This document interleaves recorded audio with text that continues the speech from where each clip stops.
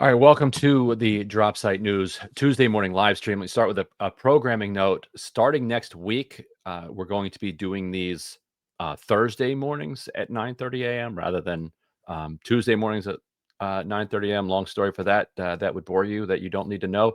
But so mark your calendar. Thursday mornings is when we'll be doing this, and maybe if we can, and maybe we'll continue to expand them to other mornings as well, as we continue to resource Dropsite News. Which reminds me, go to dropsitenews.com, become a free subscriber, upgrade to a paid one if you haven't. You can also make a tax deductible contribution, as we're a fiscally sponsored nonprofit there.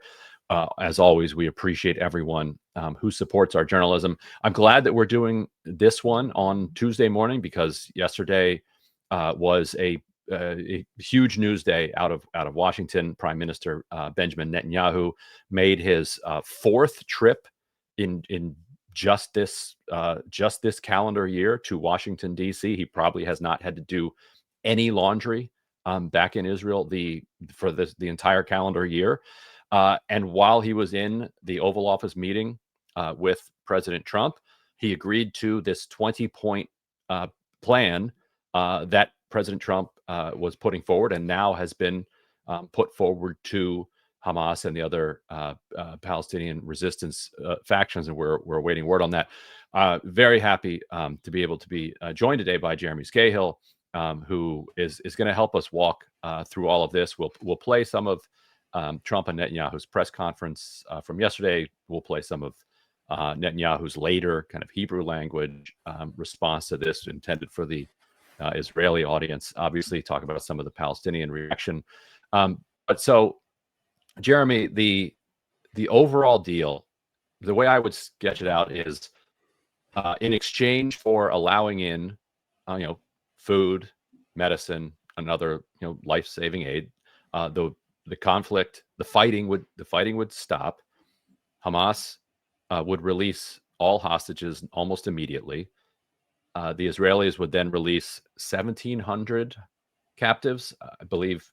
People taken since October 7th who are held in administrative detention would release all women and children that Israel took since October 7th, would release up to 250 Palestinian lifers. And then there would be this board of peace chaired by Donald Trump and kind of run by Tony Blair, whose major patron is Larry Ellison of Oracle. They would kind of run this technocratic international board that would oversee redevelopment of Gaza, but Palestinians would not have to leave Gaza, and allegedly could return if they did. And there's some vague notions toward the aspirations of a potential state down the road for Palestinians. It looked like in the earlier version there was a promise that Netanyahu would not annex the West Bank. That seems to have been taken out. What am I missing from the kind of the top lines of what people should know about this offer? Yeah, I mean, first of all, it's important to remember that while this is being promoted as the Trump plan, and Trump basically said it's one of the most important events in the course of human history.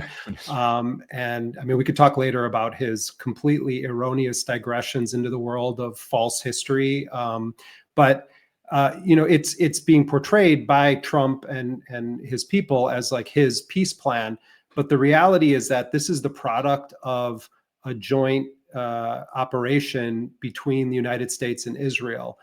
Trump assigned his son-in-law, Jared Kushner, who is deep into the world of business and investment in both Israel and in the Gulf countries. His own private investment firm is bankrolled to the tune of billions of dollars from Saudi Arabia, Qatar, the United Arab Emirates. So you have Jared Kushner, who also was the architect of the so-called Abraham Accords that were unrolled during the first Trump administration. And then Steve Witkoff working closely with Ron Dermer, who is Netanyahu's political hitman and his lead political advisor. And he's been the point person in dealing with the so-called negotiations with the Palestinian resistance factions. And Kushner was at the White House event yesterday. And Kushner was there, Ron Dermer was there, Witkoff was there. And in fact, on multiple times, it was so bizarre. Trump was just talking directly to Ron Dermer, during the press conference, or it wasn't a press conference because they didn't take any questions, but during the joint appearance between Netanyahu and Trump. And, but what I'm getting at here is that they work this thing out with Israel. They then, as they did under Biden and under Trump, they push narratives to journalists like Barak Ravid of Axios, the former Israeli military guy who now works for CNN and Axios and often is the conveyor belt for some of these leaks. They push this idea that Netanyahu's very upset about this and Trump is sort of dragging him, kicking and screaming. But if you listen to how Netanyahu responded to his quote unquote acceptance of this deal, it's clear that Netanyahu feels like he's in a really great position right now, in part because they were able to get this Arab and Muslim country stamp of legitimacy on this thing. Mm-hmm. And so what you see, if we sort of look at this as like a tree, you see a bunch of ornaments on this tree that easily can just be knocked off that are concessions of a sort to Arab and Muslim countries. So you have this kind of nebulous language about potential future Palestinian self-determination and statehood. You have aid coming into Gaza in quantities and under the basic framework from the January 2025 agreement, and it would be largely run by the United Nations and the Red Crescent. And then it says international organizations that don't have direct ties to either party, which presumably would mean that the Gaza Humanitarian Foundation would no longer be operating in Gaza. So in that sense, there are terms that Hamas had sort of said that it wanted related to aid. It also has language saying that Palestinians are not going to be forced out of Gaza, and that Palestinians who do leave Gaza will be allowed to return. And then there are other aspects to this, such as Israeli withdrawal. But when you then start to dig into the details, what you find is that there are all sorts of traps that are set here. And that's why I liken it to sort of ornaments on a tree, because you can just pluck them off, knock them off, what have you. On the issue of aid, what it says is that it's going to come in immediately upon the agreement being signed. But then when you read in the details, it says that there's going to be the deployment of an international and Arab force on the ground inside of Gaza. Now, a side point about this is like whether or not Netanyahu actually is going to agree to allow foreign Arab troops to deploy inside of Gaza. But let's just take it on the surface. What it says is that this international force is going to deploy, and they're going to take over the security responsibility in Gaza. Because remember, if Hamas is gone, this has been the governing authority for 2 decades in Gaza. That includes basic functions like the police.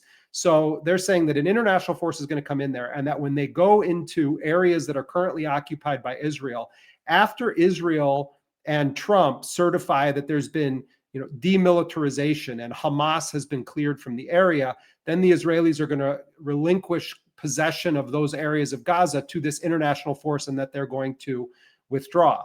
And so they put together these maps for 3 phases of Israeli withdrawal.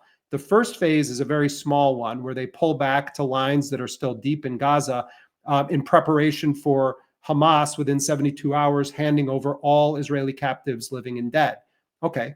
But then the second phase of it says that Israel is going to withdraw to lines that are still deep in Gaza, and for instance, where they still are in full control of the Philadelphia corridor, and they will remain there until the standards are met that are set by Trump to verify that an international force is sort of in control. And we're looking at the map there right now. So, you have this initial yellow line where they're going to pull back to supposedly, in anticipation of the captives being released. And then that red line is really what matters. This is quite deep into Gaza's territory. And what they're saying is that there has to be this international force that's going to be taking over from the Israeli military, and that the Israelis are going to remain there. And then you have this shaded area with the lines that is the so-called buffer zone that is going to exist basically in perpetuity. And so, what the connection to aid, though, is they're saying if Hamas rejects this deal or delays the deal, they're only going to implement the plan, including the aid and reconstruction equipment, in areas that are controlled by the Israeli military or an international force. So what it means is that even though they say aid is going to flow in, they're linking it to the demilitarization, surrender, and disarmament of Hamas. So it's a poison pill that is embedded within this.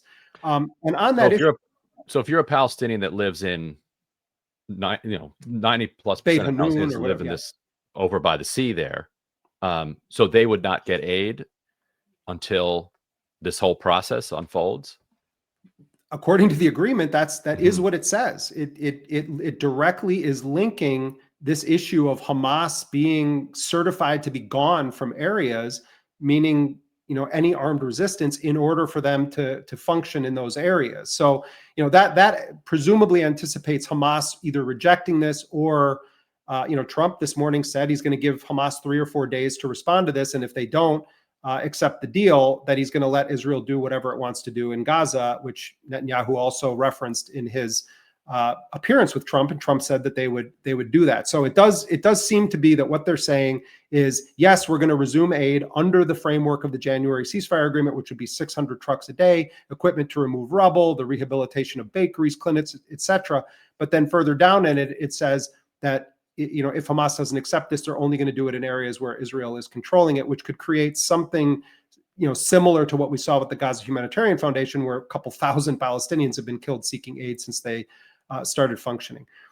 But what I'm hearing from Palestinian sources and people close to the resistance, Palestinian resistance, is that this amounts to essentially an attempt by the United States and Israel to achieve through diplomatic means, while getting the veneer of Arab legitimacy on it, what Israel failed to achieve through its military campaign. They were not able to free all of their captives. There are still 20 living Israelis believed to be held captive and another 28 bodies. They have not destroyed Hamas. They have not disarmed the Palestinian resistance. They have not gotten Hamas to leave the planet or to agree to disband completely and surrender. So they're trying to essentially win this victory that they are not able to achieve militarily. And I think that what's riding over all of this is, on the one hand, I think Netanyahu wants Hamas to reject this because he'll be in, from his perspective, in his strongest position ever. We got all of these Arab countries to endorse this Trump plan that Netanyahu understands to be a malleable entity that he can shape however he wants it, as he's done with previous agreements. So either way you cut it, Netanyahu feels that he wins. Hamas rejects it or delays. Trump openly said he can go in and resume the genocide. Hamas accepts it, means that they're essentially surrendering the cause of Palestinian liberation if they accept it with no amendments. And while Hamas has not released an official response to this, they just were given the official document actually after it was given to the press in the United States and posted by the White House. Then Qatar and Egypt formally presented it to Hamas. No Palestinians. I'm not talking about Hamas, not even from the Palestinian Authority, the kind of bootlicking entity that is a subcontractor for the Israeli occupation. None of them were consulted about this. So it's a supposed peace plan for Palestine that included the involvement of 0 Palestinians in framing it. But if you really boil it down to it, what this would be is a total surrender agreement. And there is pressure from Gaza. There is pressure from the families of the negotiators. Israel just tried to assassinate the lead negotiators the last time that they gathered to discuss a supposed American peace plan. They bombed their headquarters in Qatar, and they had a headquarters there because the United States asked Qatar to host them there. So we're in this situation where the starvation is extreme, the desperation is extreme. Many people in Gaza just want this to end by any means necessary. And Hamas and the other negotiators can engage in a process, but if the military commanders from Qassam and Soraya al-Quds on the ground inside of Gaza are not on board with the terms of this and don't want to accept it, there's very little that the Hamas external leadership can do if they aren't in sync with the command structure on the ground. And Ryan, one thing that hasn't been reported on that I've been told by sources is that since that September 9th strike, where Israel tried to assassinate Hamas's leadership externally and their negotiating team, most Hamas leaders that survived that strike are being held in something that in a way resembles house arrest in Qatar. Now, they're told it's for their own safety. They're told that the threat is still active, but these guys are not being given any kind of regular access to each other, to other members of the Hamas movement, to phones, to computers, to any way to communicate.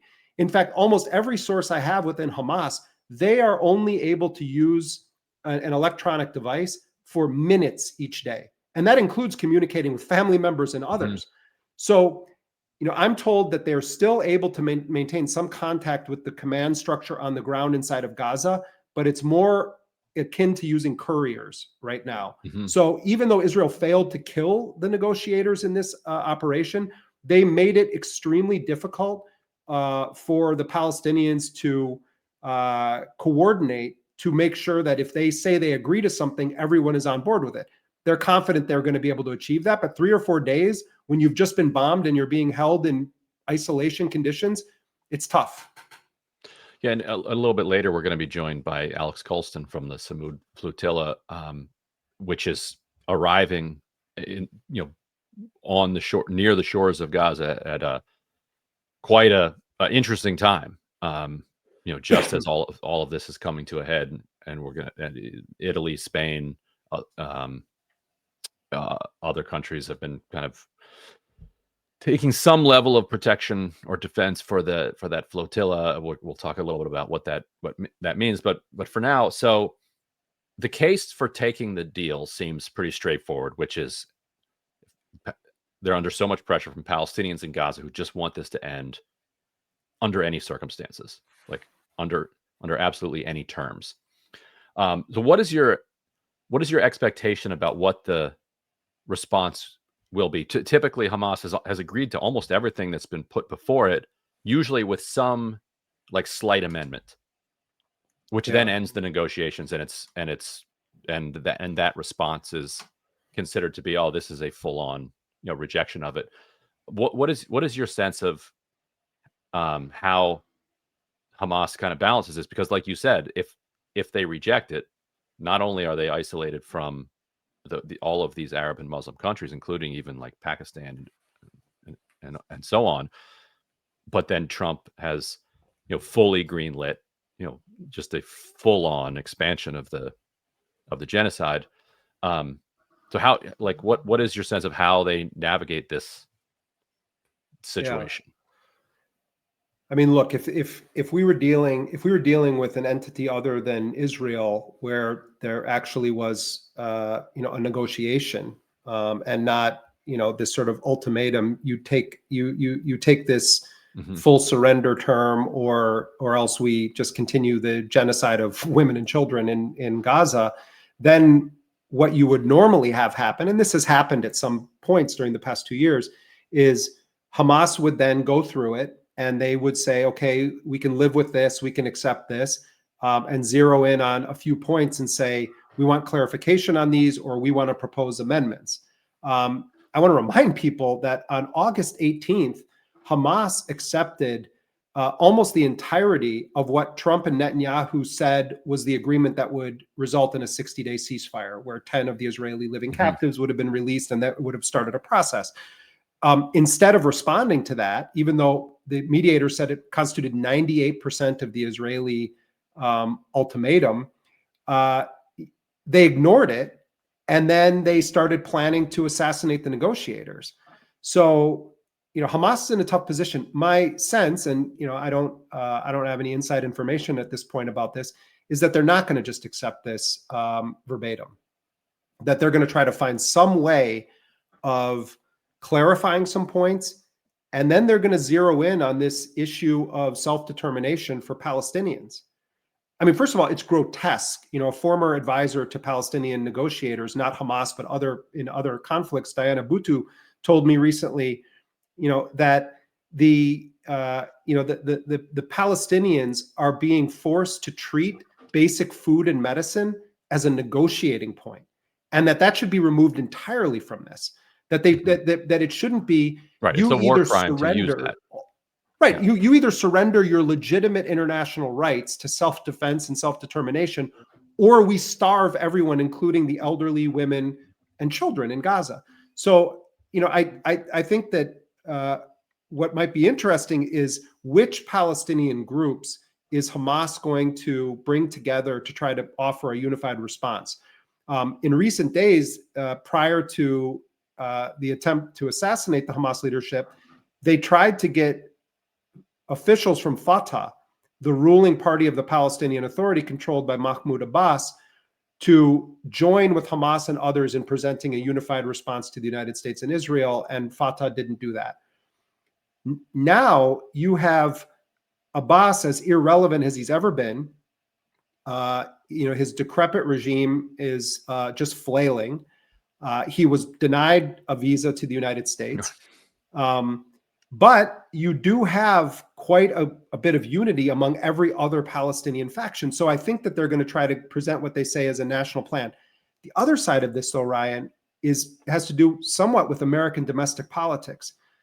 Trump is watching, especially in the aftermath of the assassination of Charlie Kirk, which really put a fine point on it, but it's been building for a while prior to that. There is a lot of dissatisfaction within sections of Trump's base with the U.S. policy toward Israel. And it's become a domestic political liability for Trump to some degree. On the other hand, you have this tremendous momentum where countries around the world, even though it doesn't really mean anything in reality, are saying we recognize an independent Palestinian state. The tide of history is so overwhelmingly shifting. There's a new New York Times poll out showing that more Americans now sympathize with Palestinians rather than the Israelis. You have huge international shift in opinion on this issue. And I think that Israel is a major liability for Trump. Also, you mentioned at the beginning, they're creating this neoliberal economic plan for Gaza that, where Tony Blair is going to sort of play the role of L. Paul Bremer, the viceroy that Cheney and Bush put in charge of Iraq after the U.S. invasion. Remember that Jared Kushner is bankrolled by Qatar, Saudi Arabia, the United Arab Emirates in his venture capital firm, and is dirty with all kinds of business in that region. And so, Trump in May goes and he meets with all of these emirs and other leaders of these countries in the Gulf. He loves what he's seeing there. He loves the fact that they don't have to deal with elections the way that he does. And I think Trump is looking at this as a huge business opportunity. He's not going to get his Gaza Middle East Riviera in the formal way that he threatened it in February, but he basically talked about it yesterday when he said to Ron Dermer during the thing, he's like, oh, Israel gave up Gaza. They gave up the most beautiful piece of real estate in the Middle East. So part of the agenda here too is the Trump family business. So there is a degree to which Netanyahu could cause problems for what Trump wants to develop Gaza one way or the other. And that's why Kushner was a central player in all of this. Kushner, it's remarkable open corruption that you have Tony Blair and Jared Kushner with all of their entanglements. They're going to somehow now be the viceroys of Gaza. And the priority is going to be investment. And the priority is going to be making that money and the kickbacks. Yeah, Trump seems in a way to be naming himself Emir of Gaza with this. He didn't recommend it himself. He didn't nominate himself, but he's reluctantly taking the position. Yeah. That's how he put it. Right, exactly. He's like, he says so much work to do, but this is so important, and nobody else can do it. That that he's going to do it. Larry Ellison, as what I alluded to at the top, is either the top donor or one of the top donors to the Tony Blair Institute, and Tony Blair is basically a project, of Larry Ellison at this point. Larry Ellison and his son, have over the last several weeks pulled off an absolutely historic consolidation of power in the media, including Warner Brothers, CNN, Paramount, TikTok, which Oracle is effectively taking over. Larry Ellison has been the biggest donor to Friends of the IDF in that organization's history. That's a nonprofit that builds like military installations and otherwise supports the IDF. He has been a relentless and ruthless supporter of Israel throughout his life.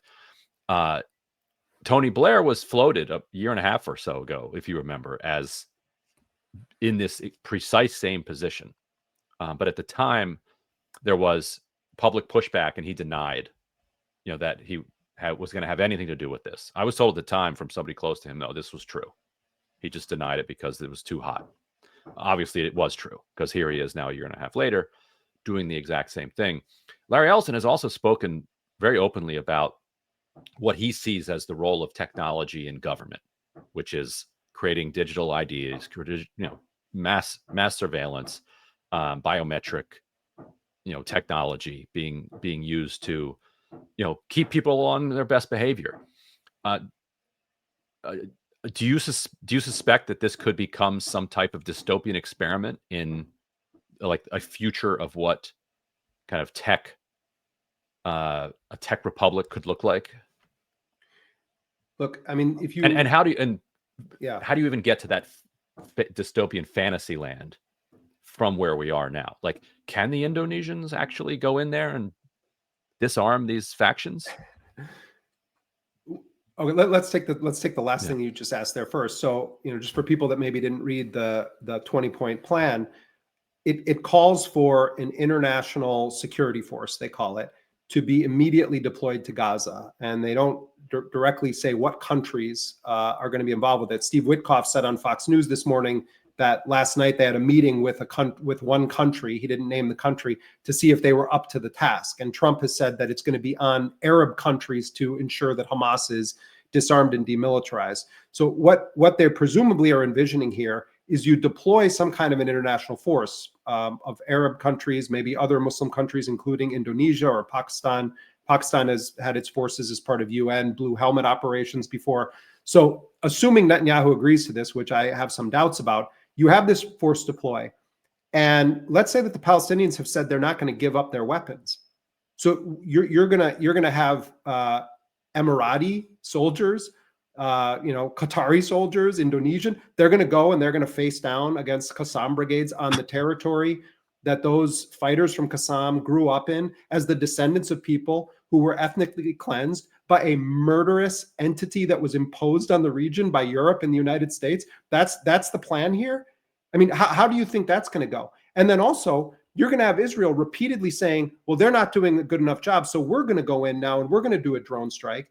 And it's only a matter of time before Israel ends up killing some of those international forces. You're going to have Lebanon type scenarios replaying over and over and over. So this whole thing is an utter farce. The idea that you're going to have an international force there that's going to have any credibility or legitimacy before the Palestinian people of Gaza, it's utterly insane. But setting that aside and going to your first part of your question, which is an interesting one, if you look at the history of colonialism and sort of the opportunity to create a brave new world, in where the savages once resided, they're always seeking to use the local population to test out whatever new technologies they have, whatever new theories they have, whatever new medicines they want to test.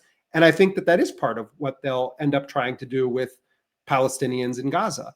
And you also have, our colleague Anthony Lowenstein, the Australian journalist, wrote a book called The Palestine Laboratory, which is about how Israel has used Palestinians and Palestinian territory as a testing ground for its weapons and intelligence products that it then wants to market to the rest of the world. And this reminds me of the discourse within neocon circles as they anticipated the invasion and occupation of Iraq, where they were going to remake a society in the Middle East with a neoliberal economic vision from the ground up. That's embedded, and it's not even thinly veiled. It's just right there explicitly in this proposal. So I think that is part of the plan. That is part of the agenda. And if you combine that with what Trump said starting in February about a Gaza Riviera, and then the other comments that he's made, it seems pretty clear that they're trying to build this neoliberal coalition that's going to somehow create a miracle in the Middle East using the most beautiful oceanfront property, as Trump put it, that exists. It's really sick stuff, but it harkens back to the eras of British colonialism and the way that the natives were treated when the British came in to conquer them and bring civilization. It's a neo-technological form of colonialism that is laid out quite bluntly in this document. Yeah. I want to bring in Alex Colston here, drop site journalist, who's joining us from the Sirius, which is steaming, not steaming, sailing, motoring, towards Gaza at this moment. And Alex, I saw a lot of people when they saw this announcement, they said, "Well, wait a minute, what happens with the flotilla now? Like, if let's say we wrap this live stream and Hamas says, contrary to what Jeremy expects, all right, good enough," and they open now, as Jeremy pointed out, the aid plan in the agreement is not cut and dry. It does not flood aid to the entire Gaza Strip, only to particular areas. So there would still be enormous amount of need for humanitarian aid, even in that event.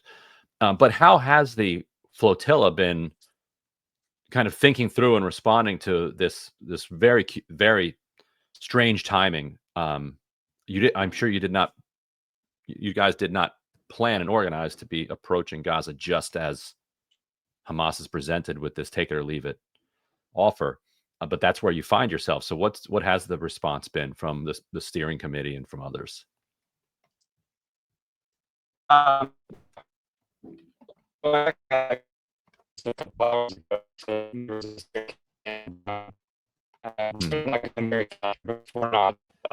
think Starlink is struggling here. Jeremy, are you having trouble with him too? I think, Alex, I think you need to turn your camera off, and we'll try to get at least your voice clean. Yeah, let's see how that works. Can you hear me now? A little bit better. Let's try. Let's see. Can you hear me? If not, bounce off and rejoin. But that's a little better. You got it. Okay. Oh, this is better. Yeah. First thing I want to say is, okay, we're not going very fast. We're going 4 knots, so we're basically just sitting in the water. We're not going very fast, and we're less than about 200 miles from Gaza. And about 50 miles, we will reach what's called the orange zone, what organizers call the orange zone.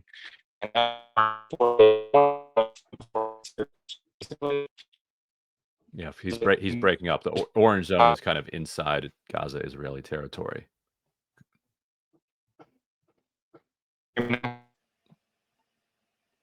Yeah, Alex, why don't you try to reconnect? Yeah. Just disconnect and try to reconnect. And if people can just bear with us, remember too that Alex Colston is out in the middle of the sea. They're using satellite internet connection, and there's a lot of variables at play here. So hopefully we can get Alex back in. But it's going to be interesting to see what happens, Ryan, as we've been posting. And I encourage people also to check out our X feed. We have a great team of people that really are on top of the news 24/7.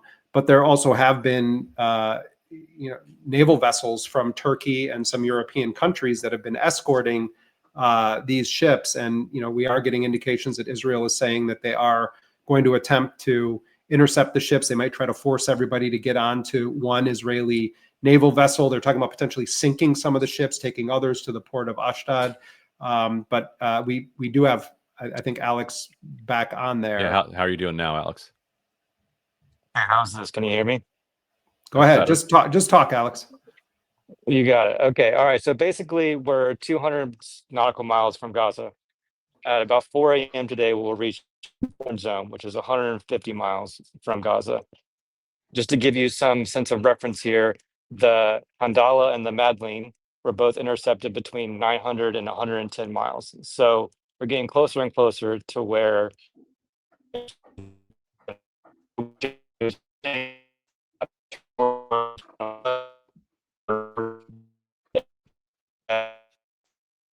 yeah, still struggling. Yeah, we're Alex, we're struggling there. I tell you what, we're going to post. We'll get Alex to record some video on the ship, and we'll post that on the X feed. We've been doing that on both our Instagram and our X feeds, and it sucks that we can't talk to him live there. But this has been a challenge throughout this flotilla, and our social media feeds are covering this extensively. Yeah. And I don't know if you saw this, but the Israeli Ministry of Foreign Affairs put out a new, basically a direct threat this morning toward the flotilla, saying that they had newly uncovered, never before released Hamas documents. You always brace yourself when they've got these that flagged 2 people involved with organizing the flotilla as secret Hamas operatives.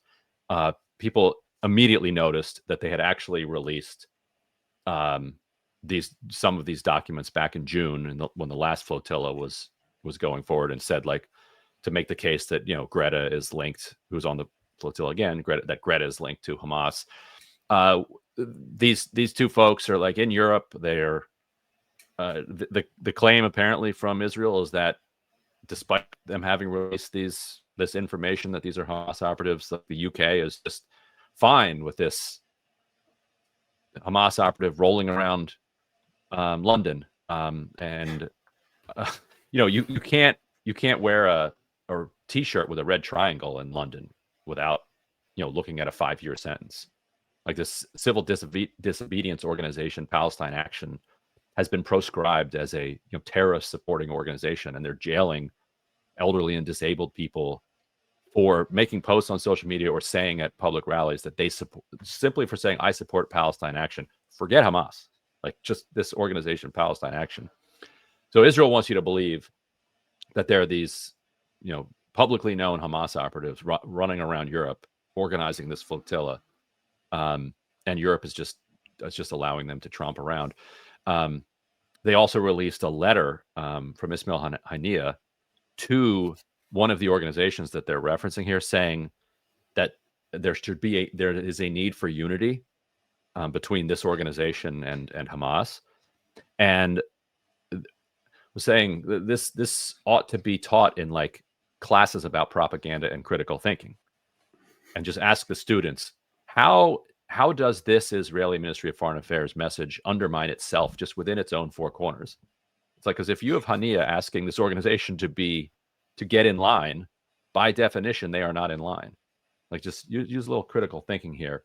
But what it does portend is a threat of assault. Is why it is a newsworthy development, not because it's serious, but because it suggests a pre-justification for a lethal attack. Well, and you do have a history not just of Israel snatching people on these boats in the flotilla, but killing people on the boats in previous years. So it's always a real threat there. But as you were speaking, it reminds me too of something that I heard one of the Hamas officials who was interviewed last night on Al Jazeera saying about the issue of disarmament of Palestinians. It's always the case that Israel attacks the legitimate grievances or rights of people, including people on the flotilla, to try to confront the fact that there's a starvation siege that's been imposed on the people of Gaza. So you want to criminalize them and make it seem like the asserting their rights or trying to uphold the rights of people of Gaza is somehow the crime itself. But on the issue of weapons too, focusing on the issue of demilitarization implies that Israel's genocide is justifiable because of some pistols and rifles and homemade explosive devices that remain in the hands of the Palestinian resistance. I mean, this issue of Hamas must disarm. We should talk about it on just a practical level. What does Hamas actually have? What does Qassam brigades actually have? They put out videos of their operations. They are making weapons by repurposing Israeli ordnance. They have pistols. They have small arms fire. They're engaged in small-scale guerrilla warfare. The level of importance that Israel has placed on this, to say the genocide must continue until they lay down their weapons. What are those weapons being used for right now? Right. They're being used to attack forces that are occupying and committing mass murder. And I think that there's, so many in the media, but also just in the broader discourse, fall into the trap of buying into Israel's narrative about this stuff. Well, why doesn't Hamas just disarm? What weapons does Hamas have right now? You're talking about a nuclear armed country that is using the most sophisticated weaponry in the world, fighting against people wearing Adidas sandals, keffiyehs, and homemade incendiary devices that they're, I have to say, quite bravely running up and dropping them in Israeli tanks. Right. It's not like they're, launching cruise missiles from, another nation at Israel. They are in battle there. So the point being, all these narratives, Israel just floods the zone with lies and the twisting of facts. And also they've been caught doctoring, purported documents. We're still waiting to see the big Pentagon underneath Al-Shifa Hospital. Yeah. And so everything they're saying about the flotilla is a preemptive effort to justify whatever violence they unleash against these brave people that are on those boats trying to bring food to a starving population. And that's a really interesting point about disarmament that I hadn't actually made the connection before, but it's worth underlining. Like the vast majority of the quote unquote weapons that Hamas is using against Israeli soldiers at this point are repurposed Israeli munitions that have, because there's always a dud rate of let's say it's 1% to 20%. If you drop hundreds of thousands of tons of munitions in a concentrated area and you have just a 1% dud rate, which is lower than to be expected, you're going to have tons upon tons of unexploded ordnance just all over Gaza. And it's that unexploded ordnance that Hamas repurposes in its conflict with the Israeli soldiers. So how would they lay that down? Israel already laid it down. Like they literally laid it down on the ground. How does Hamas lay that down? But it's also a distraction from the fact that this force of people using repurposed Israeli weapons and to an extent domestically manufactured weapons, that Israel has totally failed to defeat them. They've entirely failed. This is a way of, I spoke to Sami Al-Arian yesterday about this, who's been on our show. And he was saying that they're trying to achieve through diplomatic means what they haven't been able to achieve militarily. They have not defeated the resistance. What they've managed to do is kill tens upon tens upon tens of thousands of Palestinians.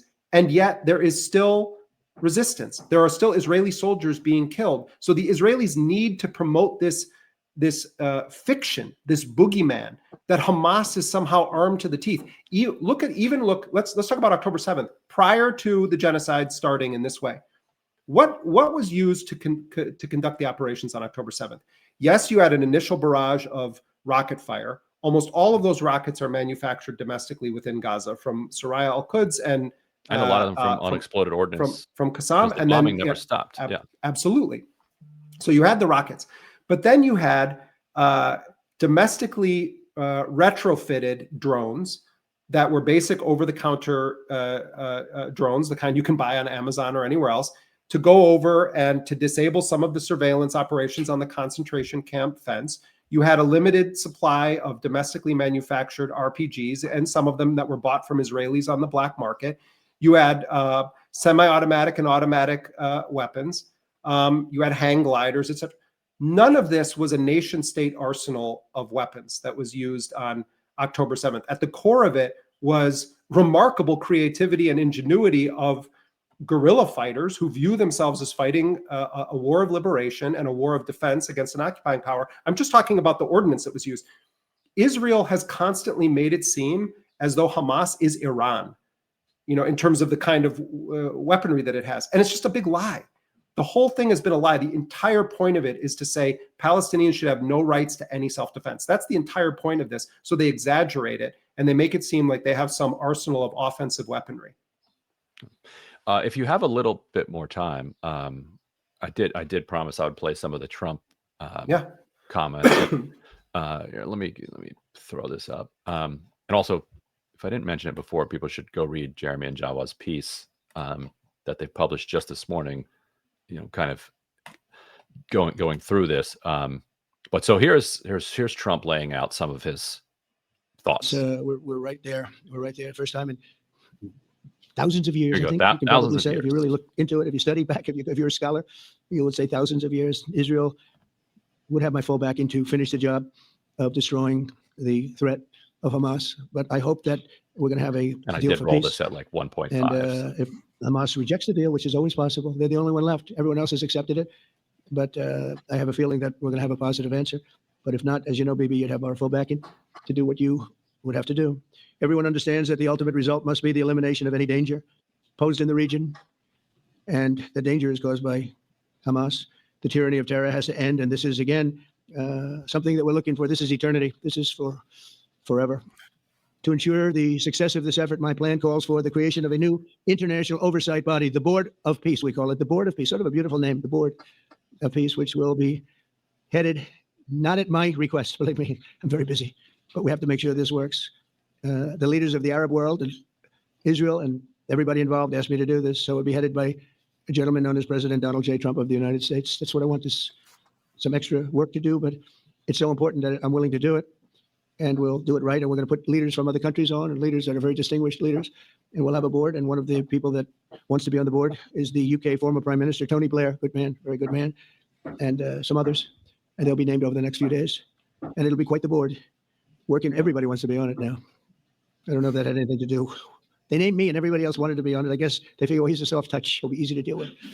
Working with the World Bank and others, it will be responsible for recruiting and training a new government that will be made up of Palestinians along with highly qualified experts from all around the world.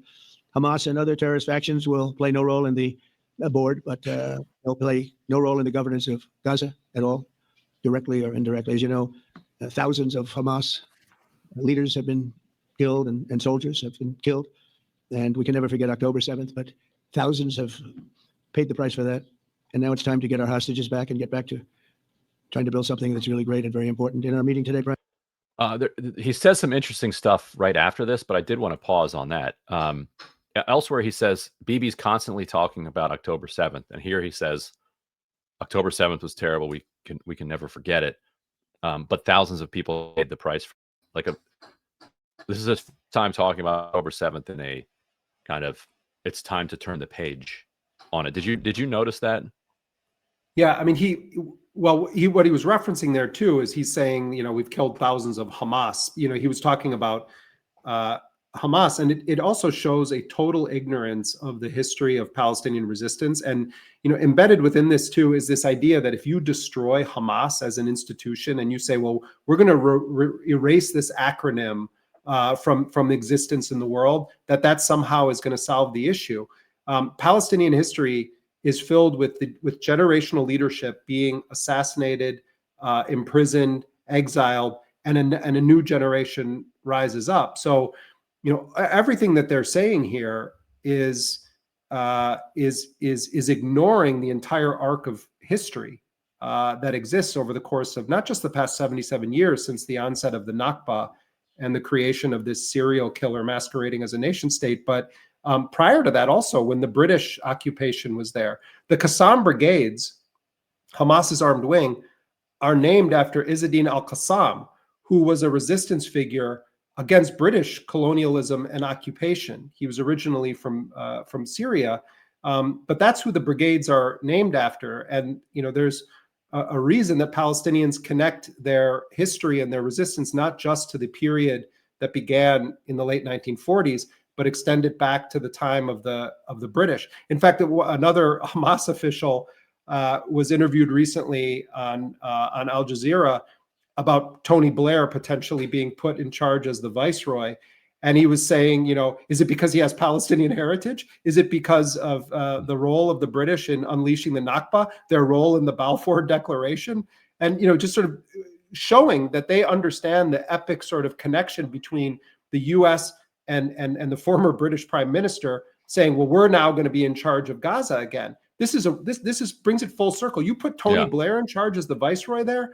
And what you're saying to the Palestinians is we're back to that era. We're reminding you that all of this kicked off with British colonialism. Right, the Blair Declaration. Let me just play a little bit more of Trump. Not at 1.5 speed. All right, hold on. Minister Netanyahu was very clear about his opposition to a Palestinian state, and he continuously mentions October 7th, and I understand that. Most people do. And I understand and respect his position on many things, but what he's doing today is so good for Israel. I notice that they have large crowds gathering in Israel all the time, and they have my name up. They like me for whatever reason, maybe I don't know, but they do like me. But they say two things: please get the hostages back, and please end the war. They've had it. It's had it. So I think it's a very popular thing you do because he's a warrior. He doesn't know about getting back to a normal way of life, but he is a warrior, and Israel's lucky to have him. But now the people want to get back to peace. They want to get back to normalization in a true sense. Several countries have foolishly. So I thought that was an interesting exchange, or not. It's not even an exchange. It's just Trump talking to Netanyahu. But he seems to be alluding to a couple of facts. One, that Trump is more popular than Netanyahu back in Israel. Then two, his reference to the protests was interesting. And he's slightly mischaracterizing it. Not all the protesters say end the war. They do say release the hostages. Some say end the war. He seems to be telling Netanyahu, look, I'm popular, and ending the war and getting the hostages out is popular. And so the thing you're doing now is a good thing, like kind of reassuring him. And what did you make of that from Trump? Well, I mean, there's always a question here, and it's not just about, Trump and his erratic behavior. This has always been the question about the United States with Israel. Who's ultimately calling the shots? Over the course of the past 2 years, it's been a very interesting case study. And I think what we're seeing here is Trump has his own agenda that I think also relates to his family business, to his relationships with Qatar, Saudi Arabia, the Emirates, and others. And it's not just about the Abraham Accords. It's also about business. It's about money. It's about the fact that I think Trump really, he envies those states and those rulers, the kings, the emirs. He said that out loud when he said it out loud. He was marveling at the marble, etc. But I emphasize that because I think it's a real dynamic here.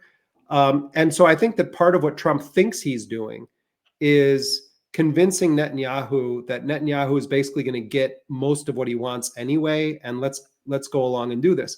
From Netanyahu's perspective, I think he's doing something similar with Trump, where he's saying to Trump, oh yeah, we'll agree to all of these things, even though I'm sure there are multiple things in that 20 points that Netanyahu is telling his people privately, we're not going to abide by any of this stuff, or it's not going to happen, or Trump doesn't understand how this is actually going to work.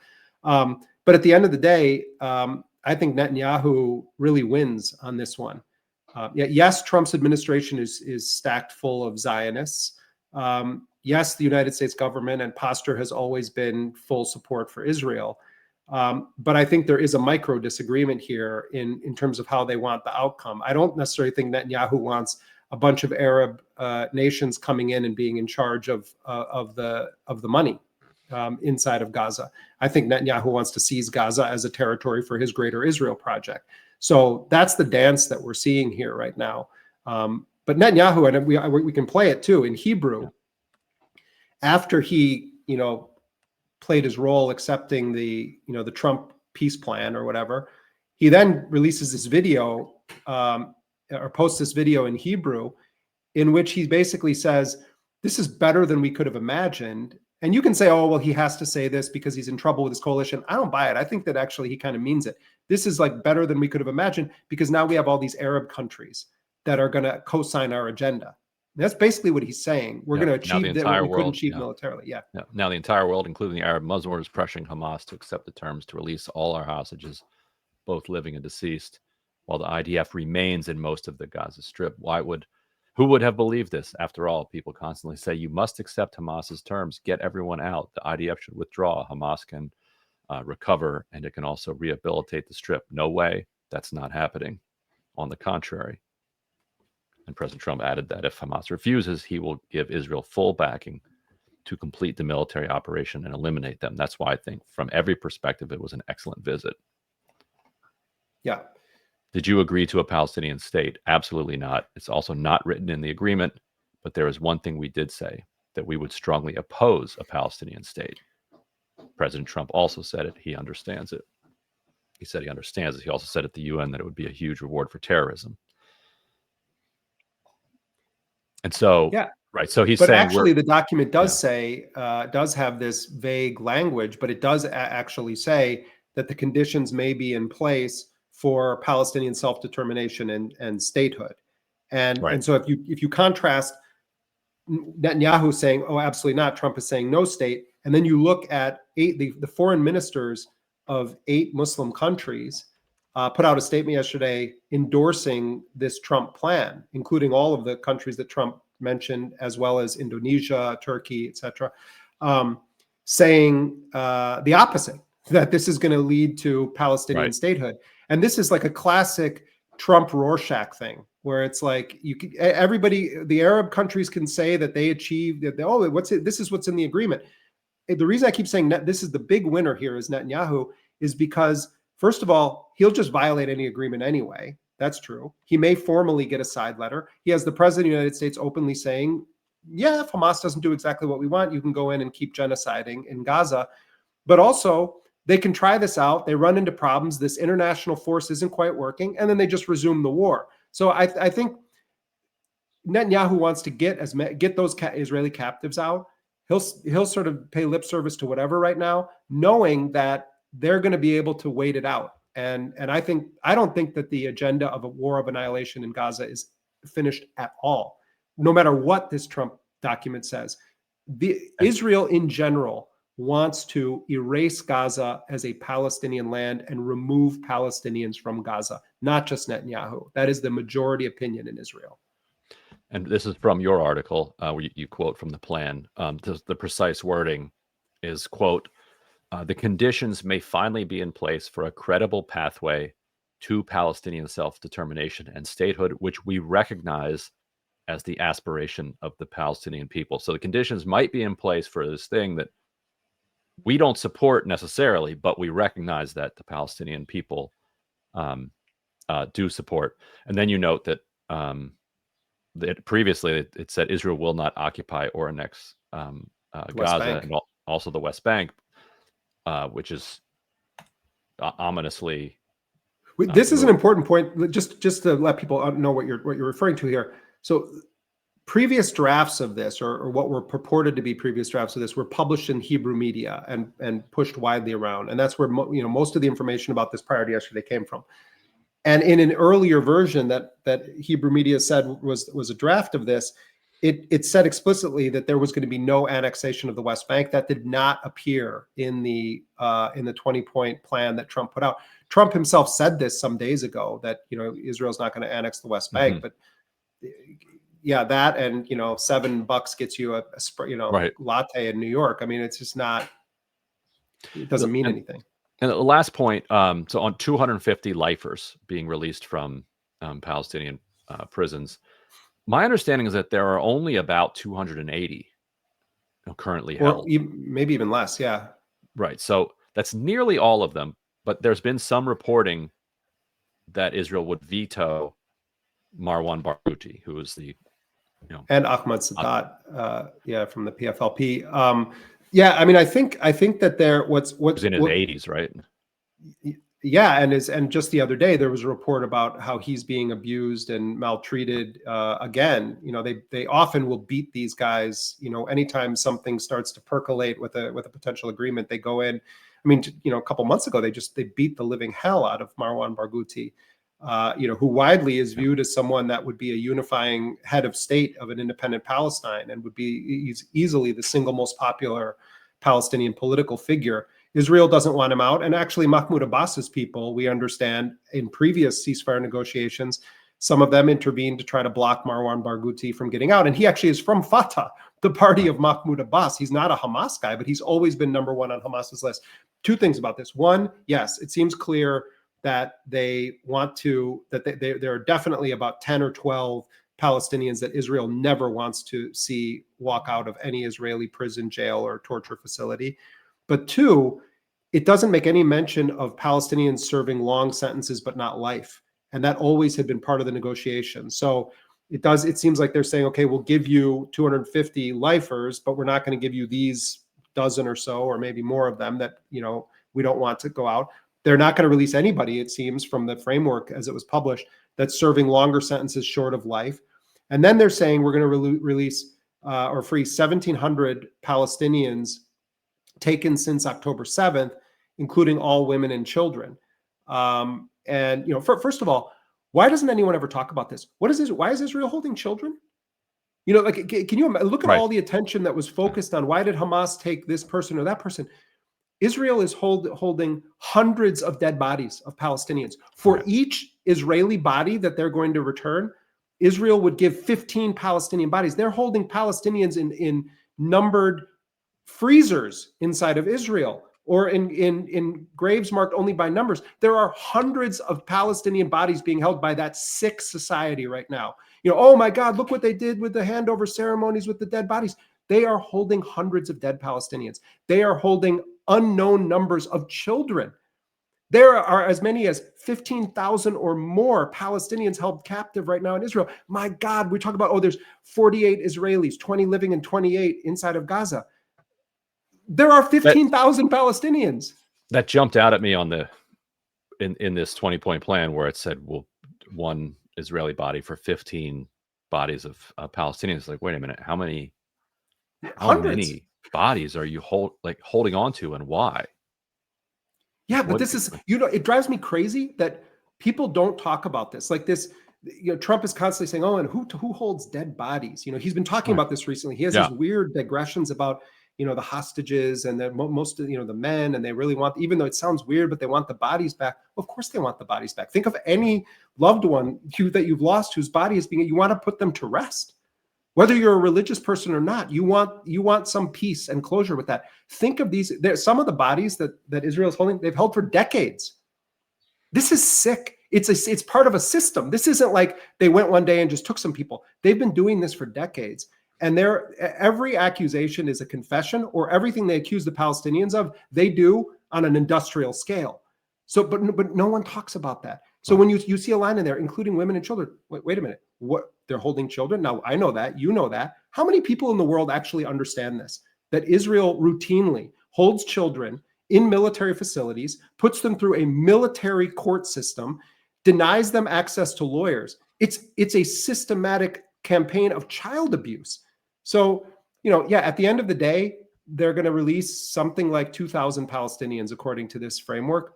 Those numbers fall pretty far short of what was being negotiated in prior agreements. So I guess what I would say in closing is there a chance Hamas would accept this? There is.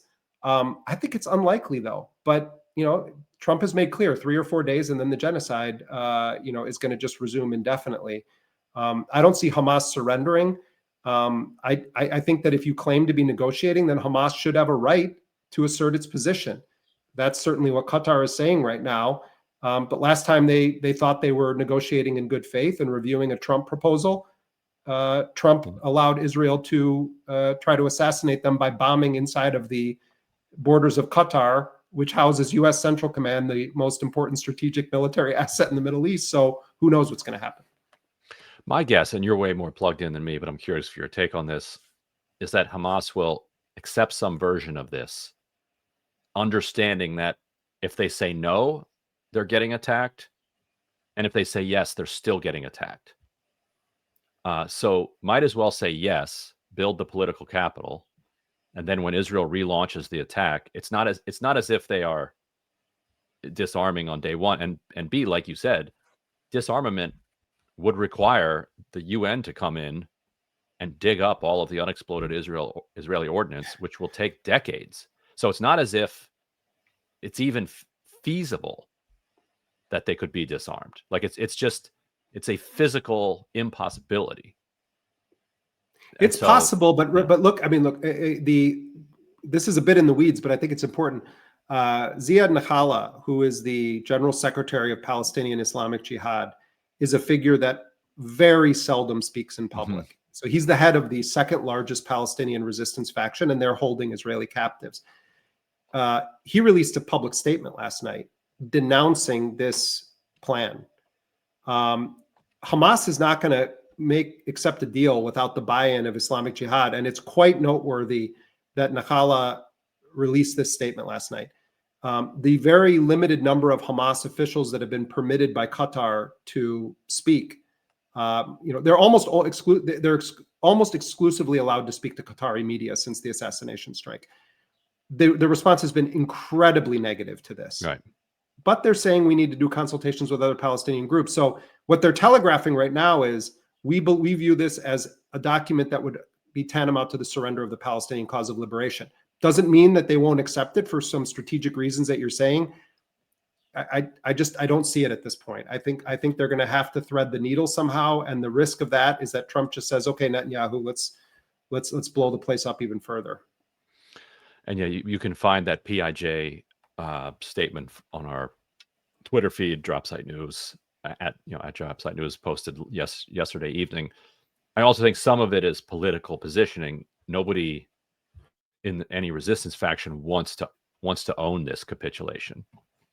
So I think there's some level of trying to figure out how to get there without, because for years to come, we're going to be, if this does take some sort of effect for years to come, we'll be seeing the catastrophic results from it. Nobody's going to want to be on record as saying like this is a good thing. At the same time, they're under, like I said, like you said, just unspeakably massive pressure to end the acute level of suffering. With the last thing I'll say, famine and hitting 20% of the population. Yeah, I mean, the last thing I'll say is just share something that our colleague Abu Bakr Abed posted in response to this, that was saying that Palestinians from Gaza should be heard right now. And a lot of people try to claim that they're speaking, oh, the Gazans want this and the Gazans want that. Oh, the Gazans are protesting this. Oh, the Gazans want to do this. This is a very diverse society. Hamas didn't win 100% of the votes. Hamas is popular in terms of Palestinian political parties, but this is a pluralistic society with a diverse range of views, and it's a highly educated society. And anyone who claims that they're characterizing the Palestinian perspective or the Palestinian from Gaza perspective is engaged in a gross misappropriation of the rights of Palestinians to have a diversity of opinion. So that's why I think it's so important that we have Palestinian reporters, that Palestinians be interviewed, that the Palestinian voices from across the political spectrum be heard. So we don't just fall into the Israel trap of portraying Hamas as the only sort of target in all of this. All Palestinians in Gaza have been a target, and all of them deserve to have their voices heard. Yep, and they very much know it too. Well, Jeremy, thank you so much for taking the time this morning to do this, and to repeat what I said at the top of this. We'll be moving the live stream from Tuesday morning to Thursday morning. So mark it on that calendar. Thursday morning, 9:30 a.m. Eastern. Hope to expand it. As we continue to grow. If you haven't noticed already, we've launched over the last month a new morning newsletter called Dropsite Daily, which I highly recommend. Great way to catch up on what you might have missed over the last 24 hours. Please recommend it to anybody else that you think needs to know. We launched it because social media in general has become such absolute toxic trash that where once social media was a place where in general you could find incremental news throughout the day. You can still do that if you follow our feeds, but mixed in with that is just enormous amounts of trash and just lies and propaganda and misinformation just getting pushed out there just to make a buck from the blue check. So if you are reducing your social media diet, this is a way to get something a little bit nutritional. Thank you as always. Go to dropsitenews.com to become a subscriber, to become a donor. On behalf of all of my colleagues here, thank you so much for the support, and thank you for watching, and we'll see you next time.